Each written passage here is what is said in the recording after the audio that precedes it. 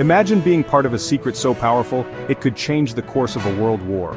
Now imagine knowing that secret was spoken in a language your enemies couldn't even begin to crack. This isn't a Hollywood movie plot, it's the true story of the Navajo Code Talkers.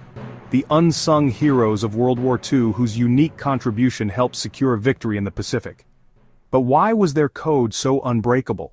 And how did they manage to stay under the radar? World War II was a battle of innovation, not just on the battlefield, but in intelligence and communication.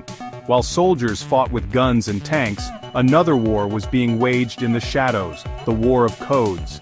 Both the Allies and the Axis powers were desperate to send and receive messages without their enemies listening in. It was a high-stakes game of cat and mouse, and one mistake could cost thousands of lives. But in the chaos of war, a group of Navajo men, young, underestimated and often overlooked, became the ultimate secret weapon. Their story is one of bravery, ingenuity, and a code that even the most brilliant minds of Japan and Germany couldn't break. Let's set the stage. By the early 1940s, communication security was a nightmare for the US military. Traditional codes, no matter how advanced, were being cracked with alarming speed. In a world where every intercepted message could spell disaster, the need for an unbreakable code became urgent. Enemy forces had some of the best cryptographers in the world, and no matter how complex the encryption, they eventually found a way in. The Allies needed something, or someone, that no cipher machine or codebook could replicate. At the same time, thousands of young Navajo men were living on reservations, cut off from much of mainstream America.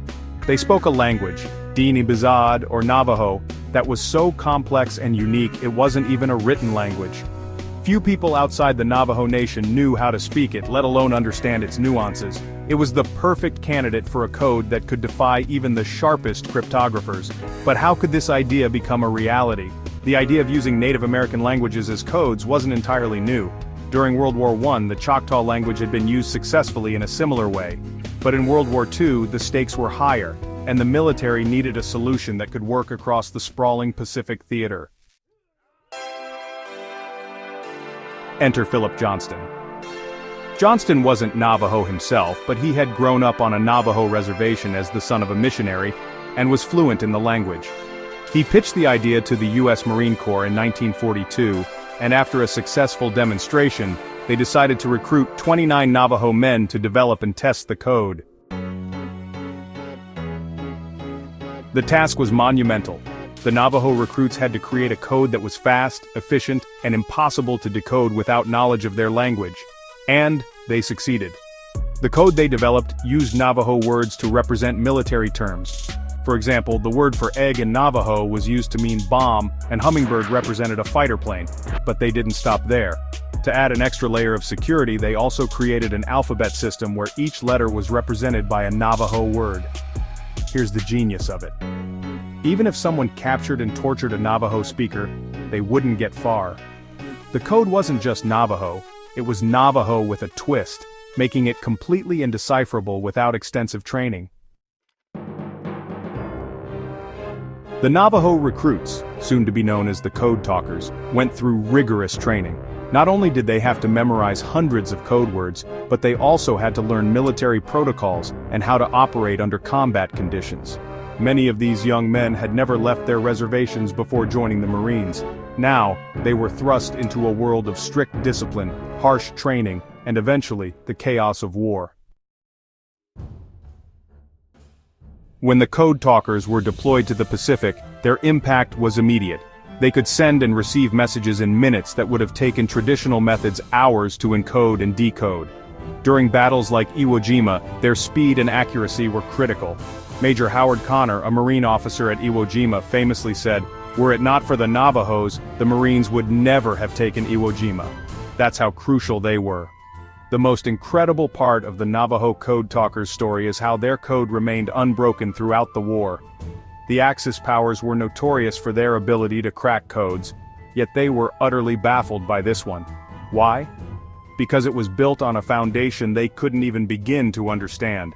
Navajo was not a written language and its structure was completely alien to English, German or Japanese speakers. Combine that with the added layers of encryption, and you had a code that was essentially bulletproof. But the Code Talkers' work wasn't just about sending messages. They were often on the front lines, working under fire to ensure communication lines stayed open.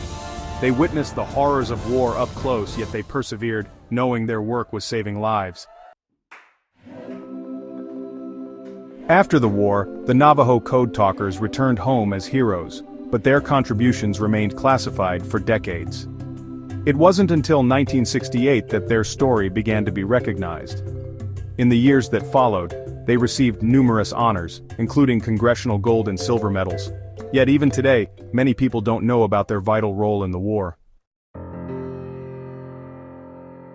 The Navajo Code Talkers story is a testament to the power of cultural knowledge and the incredible contributions of indigenous peoples to global history. They took a language born in the deserts of the American Southwest and used it to help win a war thousands of miles away. Their legacy is one of resilience, ingenuity, and quiet heroism. If this story amazed you, subscribe to learn more about the hidden heroes of history.